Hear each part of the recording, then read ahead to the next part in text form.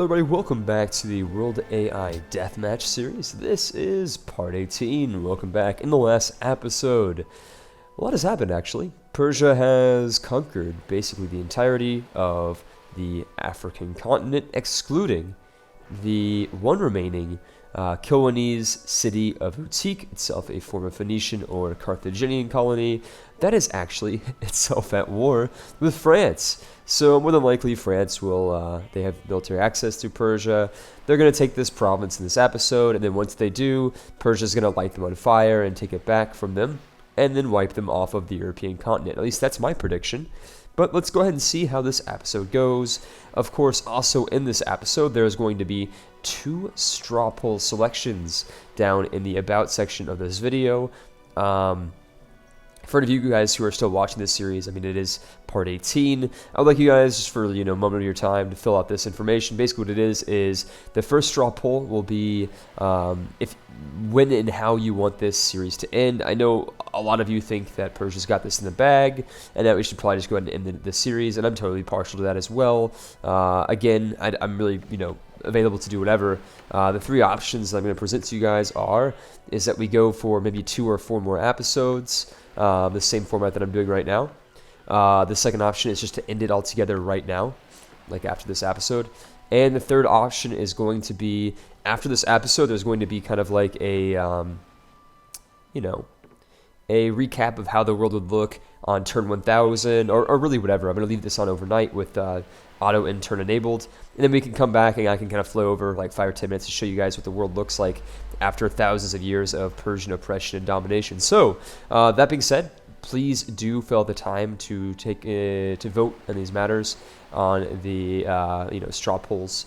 The second one is going to be what series you guys want next, and the options I'm considering right now are Game of Thrones and Fallout 3, or rather the Fallout universe spectator matches. So without further ado, let's go and continue where we left off. I don't want to talk too much about this type of stuff. You can check it out in the comments and About section below. So let's go ahead and work our way back to where we were in the final episode, the last episode. I believe that Venezuela has made peace with the Shoshone, but don't quote me on that. In fact, let's go ahead and take a quick look at the diplomacy overview here. It seems that Persia's at war with Venezuela, and okay, the Shoshone are still at war with Venezuela. Okay, I was just making sure. So, that being said, again, the Persians have taken all of Africa, save for one tiny little speck of African territory in modern-day Nigeria, and the Persians are also colonizing. They have 2 colonists right here, off the bat, probably heading towards Southwest Africa, or South Africa, modern-day South Africa. Over here in Siberia, we have a lot of expansion from Persia. They have basically expanded to the east into Siberia. It looks like the Shoshone are aggressively expanding Siberia for themselves as well. This is actually the first time I've seen this. Pretty interesting development. Of course, I've seen Nampa before, but all these cities here are a new and interesting development. So with the exception of their, colony in Alaska, Persia has no territory in North or South America. So without further ado, let's go ahead and end the turn and kind of see how this episode plays out.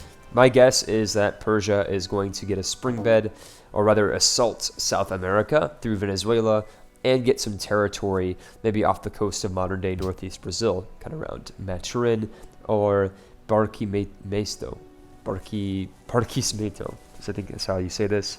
We'll be looking at both of them and the Shoshone and Venezuelans. Let's see how they react. Of course, because it is the Persians' turn, I'm going to kind of end my turn over here to see where the troop movements here are going. My guess is that they're either going to go north into Europe or west. Okay, so they're going southwest into South America. This is going to be pretty scary for the Venezuelans, who are themselves occupied once again with the Shoshone. So, the Shoshone... Oh, that was a very loud noise. I want to reassure you that was in my recording and definitely was not in your house. So if you're watching this at 2 a.m., don't be alarmed. I think it was like a pot or a pan that fell over. Everybody needs to clean the dishes. Right, so what I was going to say before before I got freaked out a little bit there, is that Venezuela is pinned between a rock and a hard place. They are currently fighting the Shoshone, who have already taken over some land from the Venezuelans over here in Petare, in kind of northwest South America, modern-day Colombia, and over here in Greenland. Santa Teresa del Toy has been taken by the Shoshone. And now the Shoshone kind of have like a naval corridor that stretches between the Greenland, Scotland, and Scandinavia. It's kind of like the gap, I guess, the Greenland, Iceland gap. Of course, Iceland itself is still uncolonized. So let's go ahead and continue where we left off. But first, let's take a look at the ordnance that Persia is carrying here.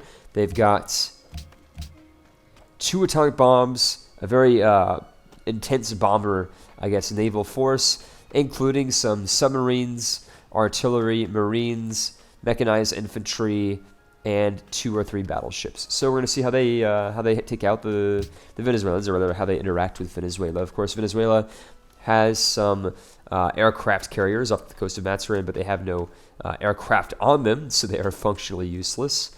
It seems a bit strange to me to see the Persians, or rather the Venezuelans, basically waving this expensive ordnance in the face of Persia undefended. But, you know, it is what it is. So we'll see what happens here. Of course, the Persian turn is going to last forever, as it always does, as they kind of decide what they want to do here. We're going to look over Kumana as well to see if these naval forces are going to head to the southwest as well. I think they probably will. And what is taking so long? Jesus Christ. It's taking a long time right now to end this particular turn. Okay, so basically the Venezuelan Navy has been obliterated. It's they just got basically vaporized right in front of us. Of course, the other carrier that was carrying the atomic bomb decided to go to the north for some reason. I have no idea why. And over here, Baku itself has been taken by the Shoshone. Retaken, I should say, as this was once a Shoshone territory after it was a Soviet colony. Excuse me. It's raining really hard today in France, so I apologize if my sniffles are a bit more intense than they usually are. I know it's incredibly annoying. It's annoying for me too, believe it or not. So we're seeing a very large Persian naval presence off of the coast of Kumana, a former Venezuelan colony, somewhat ironically now a springboard for an invasion into Venezuelan territory. We'll see if any of these aircraft here launch an atomic bomb into South America. If they do, bad days are ahead for Venezuela. Of course, now, for the very first time, Persia has launched troops into the South American continent. Very, very bad news for the Venezuelans. Let's take a look over here between the fight between Shoshone and Venezuela. Take a look at this. The Shoshone may or may not capture the capital of Caracas without any Persian involvement whatsoever.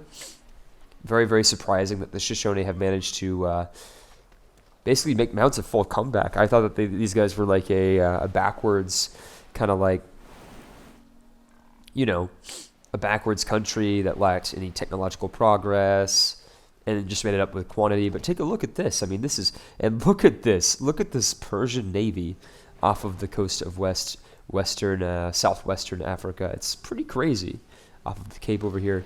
We're going to end our turn over here to get as wide of a range as possible on the South American theater. We'll see, of course, if the invasion force that, excuse me, once again, that Persia is landing on the coast, on the Venezuelan coast, will amount to anything. Without air support and without atomic support, I don't really see this invasion force lasting very long, just because of the bombard strength of a city with 70 defense is going to be pretty strong. And not to mention the fact that Venezuela has some outdated but still very, holy shit, I was going to say stalwart defenders, but take a look at this. They have one-shotted the city of Matsuran. They've taken it in one turn. That's insane. Like, seriously, that's really ridiculous. I didn't expect that to happen. So the Shoshone are still bombarding the crap out of Caracas. And look at this. Caracas is almost going to fall. My belief is that in the next turn, Venezuela is going to lose their capital to the Shoshone, thus perhaps potentially sparking a conflict between the Shoshone and Persia. Let's take a look to see how good the French are in their position. They are still running through Persian Africa on their way to Uti. We'll see how successful they are. Of course, they have wiped out England in the last game by taking Ribe. So an interesting development. Take a look at Moscow. I know I haven't been showing you guys a lot of the Soviet Union because it's been reduced to basically a rump state, but Stalin wants to let everybody know that they are still willing to fight. In fact, they have a lot of Soviet paratroopers backed by helicopter gunships and marines all along the border between them and Persia. In fact, now would be a good time to strike Persia, as pretty much all of the Persian ordnance and military is on the frontier of their empire. Like, take a look. Vladivostok, Minsk, Kharkov, Uratoy, and Kiev are all undefended. Of course, Leningrad only having one Persian marine, and Vladivostok only having a bazooka and a mobile SAM. So now would be the time for Moscow to lead a revolt and take back their territory. But, you know, knowing the Civilization AI, that's never going to happen. So let's go ahead and end our turn again. This time paying special attention to how fast Persia is effectively conquering and colonizing South America, burning all these Venezuelan cities, which was just 2 or 3 units. It's insane. They only have 2 Persian marines, but the technological gap here is very pronounced and noticeable. So perhaps that is what's leading the, I guess, charge, so to speak. So again, waiting for that massive Persian empire to make its decisions. It takes some time. Look at this. Even Persia has some settlers up here as well on the Western Cape. And nothing really new to report from Persia this turn. They have opted just to hold their city of Maturin. Let's go now to the Shoshone, who are more than likely going to take the Venezuelan capital of Caracas this turn. And they've done it. Caracas has been seized by the Shoshone. Venezuela has been clipped. Now their capital is Ciudad Guayana, which is actually quite strategically far away from the Shoshone advance, but unfortunately for them, it's actually quite close to the Persian, I guess, territory over here. And actually, Venezuela might have a chance to retake Maturin just because Persia only has 1 troop on the ground. It looks like Venezuela has neutralized the other invading Marine regiment. So again, ending our turn above South America here so you guys can see what happens. Really, I don't know what Persia's waiting for. It seems a bit ridiculous to amass this much of navy and military forces just on this little island. I believe this island is part of the Azores island chain. I'm not quite sure, though. Let's go fly over back to South America, where Persia has neutralized several Venezuelan units. I believe a SAM or artillery unit. And actually, give me 1 minute as I close my window, as I believe there's some ambient noise coming into this recording from the open window that I have. Again, it's raining and there are, I guess, kids or dogs outside that are screaming. Hold on, give me 1 second. There's going to be no commentary here for about 20 seconds as I go close that. Give me 1 minute.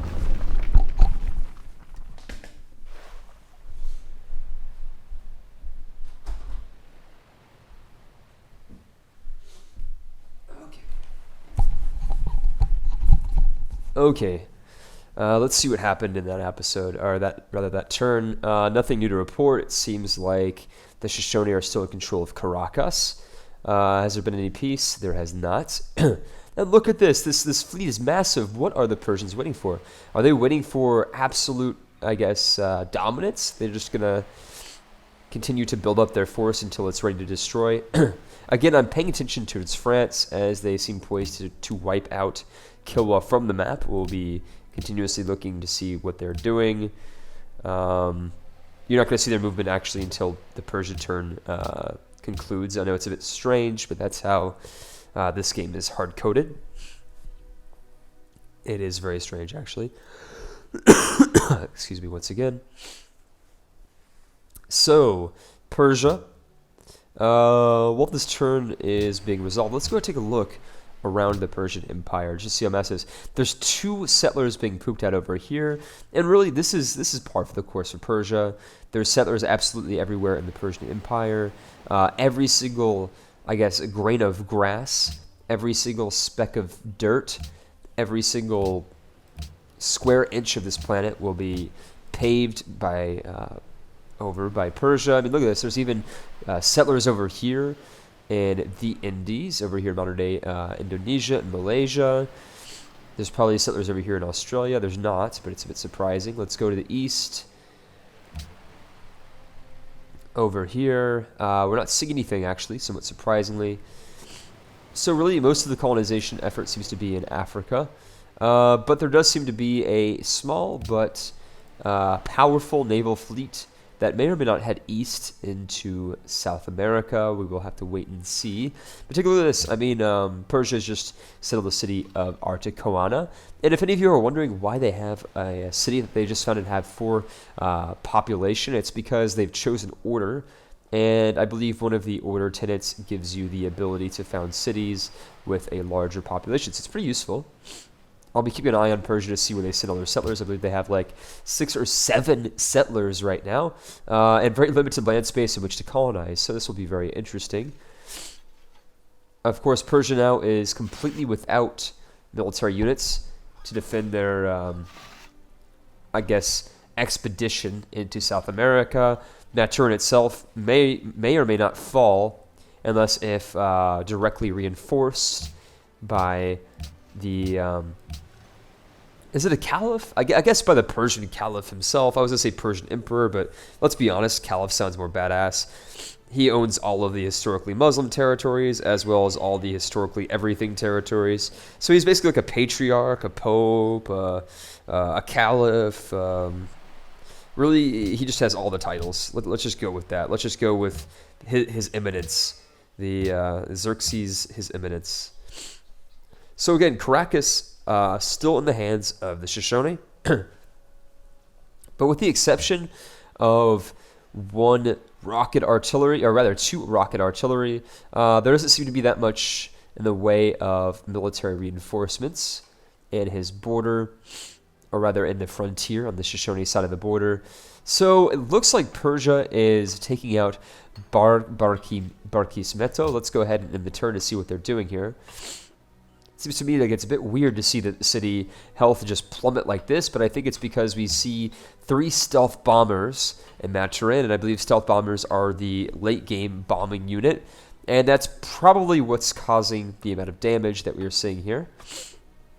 We'll see if Persia makes a move on this city this turn as we sit and wait to find out what happens. So it looks like to me that next turn, unless if Venezuela is miraculously able to neutralize both the Persian Marine, the Persian nuclear submarine, and the Persian rocket SAM and XCOM squad, we're going to see at least 2 cities being taken next turn. And this is really going to help the Shoshone, actually. This is the unintended effect of really solidifying the Shoshone, I guess, regional dominance over northern Southern America. Because with the help of Persia, really Venezuela has been basically neutralized militarily. Of course, our golden age just ended, but who cares? I certainly don't. So again, we're seeing some more Persian colonists. And take a look at this. France is poised to take out Utique next turn. But look at this. Swahili actually, or rather the Kiwanese actually still have a settler. So we'll see how far that gets them. Let's go ahead and end our turn over France right now just to see if they are able to take the city. See what they do. Of course, we're not going to be able to find out until Persia's turn concludes, which is really stupid.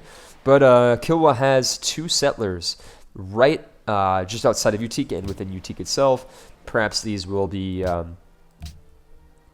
utilized as workers once France captures them. And I'm kind of torn here. Let's see if we can put our camera over Barkamista and Utique. Okay, so the French were not able to take Utique in that turn.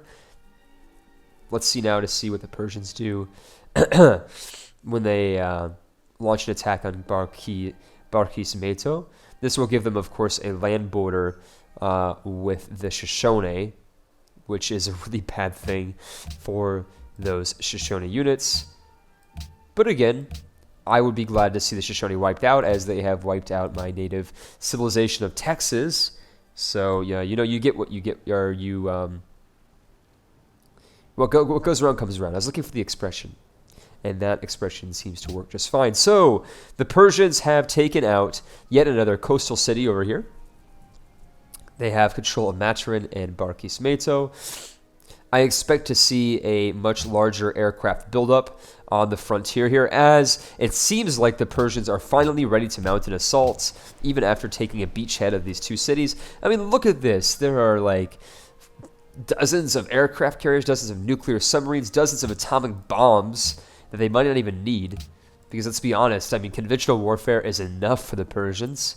They have absolute dominance. And take a look. I found Waldo. I found where the Vietnamese worker is. I know a few of you guys are probably wondering where this unit went. Of course, to track its trail, he went from Da Nang to the west into Persian India, to the north into the Soviet Union, to the west to the Soviet Union's border with Persia, then to the west again, I believe, and to the north to English Siberia, then southwest into Soviet and French Germany, to the west into Paris, and I think to the northwest to London, and then finally west across the Atlantic, where this Vietnamese worker finally seems to have found his working visa and employment papers working for the Shoshone government here in North America. So that's, yeah, that's a bit ridiculous, but it's funny. So let's see what the French do this turn. My guess is that Utique will be neutralized, but of course we have to wait for a little while until the Persian turn is at least halfway calculated before we see any movement on the French Empire's part. But this should effectively wipe out Kilwa. In fact, it did. Kilwa is out of the game, with the exception of a Swahili carrier and an archaeologist. We'll see if they find refuge, or rather, if they make refuge in the Shoshone North America, as the Vietnamese worker already has. So somewhat scarily for Venezuela, we are seeing XCOM squads, bombers, and all sorts of bad news. Take a look at this: a massive southwest migration from the Persian carrier and destroyer squads. Again, zooming in on South America here, things are not looking very good. I don't believe anything's been nuked yet, but again, that's just because the Persians don't need to nuke anything. They could take it over in very large bites. Without having to result to making an atomic wasteland for their invading force. So it looks like, okay, just city-state drama going on here. Nothing new to report. France in control of Utique, of course. We will see if the Swahili carrier and archaeologists are taken out. But now that France has a, I guess, colony in Western Africa, they are going to be a target from the Persians, who seek to control all of Africa and perhaps even all of Europe afterwards. Once they declare war in France, of course, they will be able to take Algiers, Marseille, Paris, and Lyon. So that's a bit scary to think about, the consequences of such an action.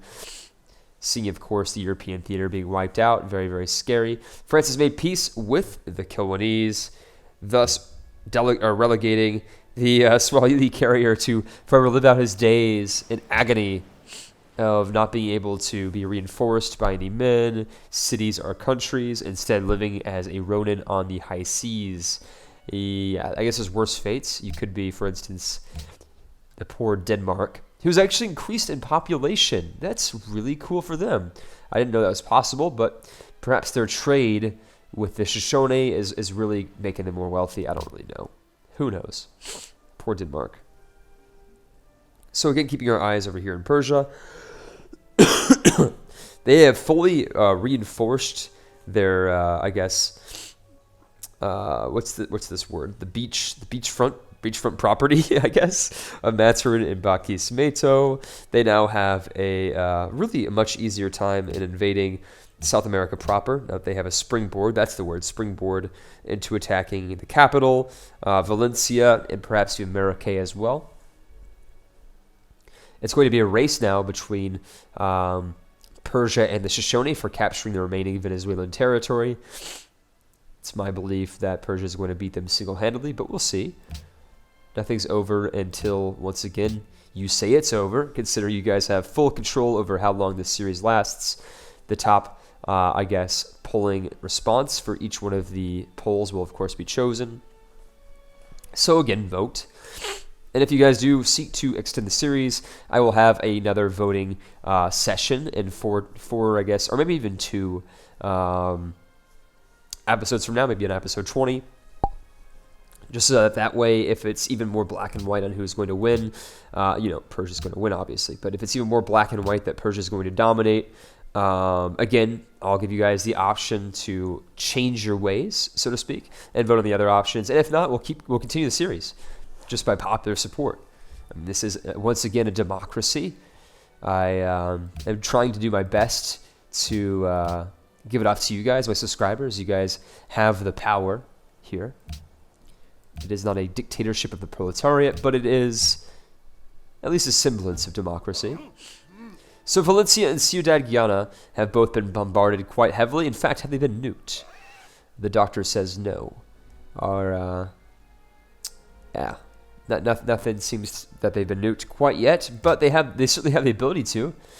Take a look at these cities. They are absolutely full of aircraft, and the fleet off of the coast of Maturin is also quite intimidating. Again, we are seeing an offensive not from just one angle. I believe Persia may or may not send some troops from the east. They're not going to. They've chosen not to. But take a look at this. Persia is starting to colonize these little one-tile provinces in Oceania.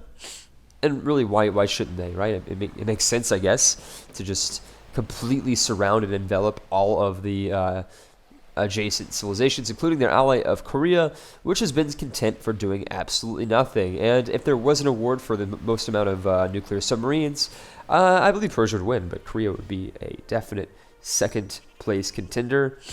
We're seeing a fight over here for Kizil. It looks like Korea is going to expand over here just a little bit by taking this Soviet-aligned city-state out of existence. Let's go back down by flying over Europe real fast to see what the political situation in Europe is. Looks like a lot of citadels are really encroaching in on French territory here. In fact, Persia even controls the boot of Italy, considering Sicily doesn't even exist in this map. And Corsica, of course, doesn't exist either, but Sardinia does. I'm seeing some bias here. Let's go back down to the South American theater and end the turn again, just to see what's in store for Venezuela this turn. The main choke point, I believe, is going to be the speed in which the Persian mechanized infantry and marine regiments and divisions attain. The faster, of course, they reach the gates of Valencia and Ciudad Guiana, the faster they will take the cities over. And really, this is just a disproportionate amount of power. Persia should have been able to wipe them out of existence a few hundred years ago, but they've turned a blind eye, and now is the time to strike, so strike they shall.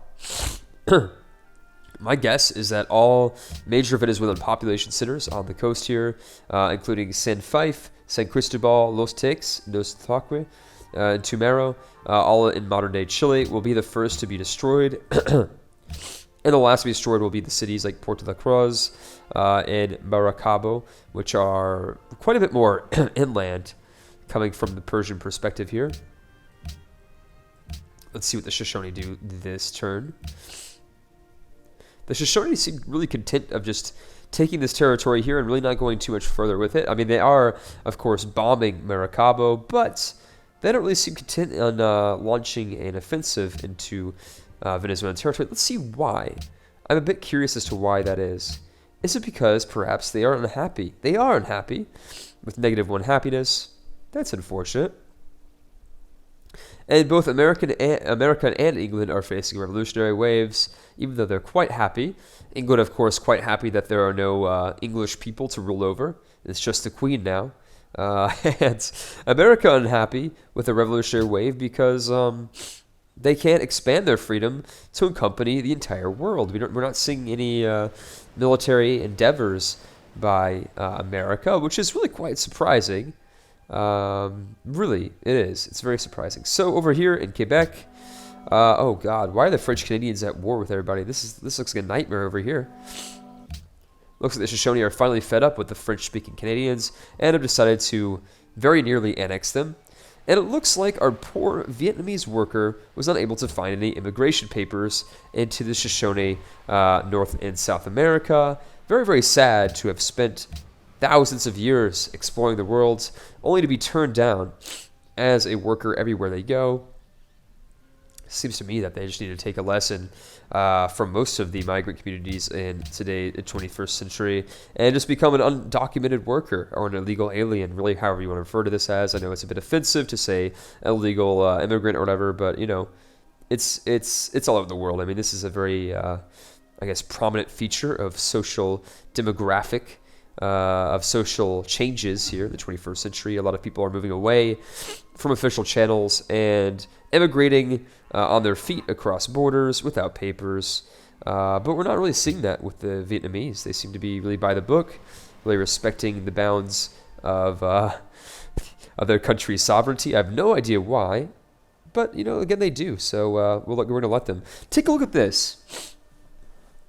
Venezuela has not only been able to defend their capital and adjacent city of Valencia, but they've also been able to mount an offensive back into Maturin and Barquisimeto. We'll see how long that lasts. But unfortunately for the Venezuelans, we're seeing an attack on San Felipe, which is entirely surrounded by mountains. That's a bit weird.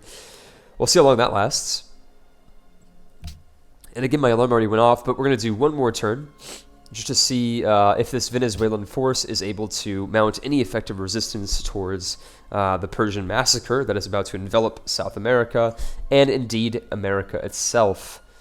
Once the Persians get a slice of America, they're going to realize it's tasty. There's lots of chocolate here, lots of maize, corn, and what else is American? Tobacco. Lots of tobacco, chocolate, caffeine, maize, tortillas. Yeah, they're going to get an insatiable appetite over here. And I'm speaking from experience here. You know, I'm living in Europe. I really wish I could eat tortillas and Mexican food, but I can't. The best thing they got here is old El Paso tortillas, which they fucking suck. I mean, any of my European viewers know, like, if you're really trying to make Mexican food in Europe, you're just going to have a hard time. It's not possible. Really old El Paso bread is really fucking annoying. Yeah, it's not authentic, but enough of my rant over Mexican food. I will get my fill of Mexican food here, like, next year once I move back to the United States. So, Kyzyl has been taken by Korea, as we pretty much figured they would be. This is a Korean exclave surrounded by Persian territory. Of course, they could found a city over here outside of this Persian worker between Frankfurt and Torunktip. I kind of forgot that you guys can't see my cursor because Shadow Play is being a bitch. But if they founded a city over here next to these oases, they could... oh, wait, that wouldn't really work because they're fucking mountains that separate Kyzyl from the rest of mainland Asia. So, again, let's go back over to survey the damage done to South America. I guess, counter-offensive that Venezuela has been mounting into the Persian-occupied territories was a failure. They were not able to take back any of their territories, and indeed they failed at even making a dent into the Persian-held Maturin and Barquisimeto. Very sad for the Venezuelans, but they're putting up a very good fight. The same could not have been said for the Kilwa, who basically bent over and took it up the rear. So, now that that's said and done, let's go ahead and fly again over the Persian world order here. We do see some more Persian cities over here, like in Patera and over here in Articoana. These names are getting a bit more ridiculous, so it's of my opinion that the Persian name generator is running out of steam. But a bit unfortunate for them. But look at this. There are Persian settlers literally everywhere. I mean, they've got... Here, let's count. Let's play the game. Count the Persian settlers. 3, 4, 5... let's see, 6 over here outside of Tarsus, 6, 7 in Yerevan, 8 outside of Yuratub, 9 outside of Minsk, 10 outside of Kharkov, 11 over here outside of Sverdlovsk, 12, can I get a 12? Anybody with a 12th settler anywhere? I saw a worker and I thought it was a settler. I misspoke. 12. Can I get a 12th settler? 12th settler outside of Haiphong. 13 outside of Borozian. 13 fucking settlers. Are you serious? So 13 Persian settlers. 14, one over here in Australia. There are 14 Persian settlers. What the fuck has this world come to? That's more cities than Korea has currently. And they're like the second best nation at this point. So 14 settlers that Persia is going to destroy the world with. So good guys, I hope you really enjoyed this episode. I certainly did. Remember to vote. We'll take a quick look at the demographics. Population, yeah, this is not even a contest here. Persia having almost the amount of population that modern day America does. The United States of America has 330 million citizens. I'm a bit surprised not to see their population in the billions, but maybe it'll get there eventually. I guess water is, of course, an asset that is in high demand. So let's go over to happiness. Unsurprisingly, again, Persia is the leader of happiness, exporting their cultural imperialism throughout the world. And again, guys, I really hope you enjoyed this episode. Do not forget to vote. Really, every vote matters. And if you've gotten this far without really, fast forwarding or turning off the episode, so to speak, please, your opinion counts even more. I mean, you guys have been watching the series for 18 episodes now. You guys should let me know when to end it and what to do next. So again, guys, thanks so much for watching. Stay tuned for the next one? Question mark? Maybe. Or just stay tuned for the next series. Well, we'll just say stay tuned for the next video. It's a bit more ambiguous, and I like it like that. So again, guys, see you on the next video.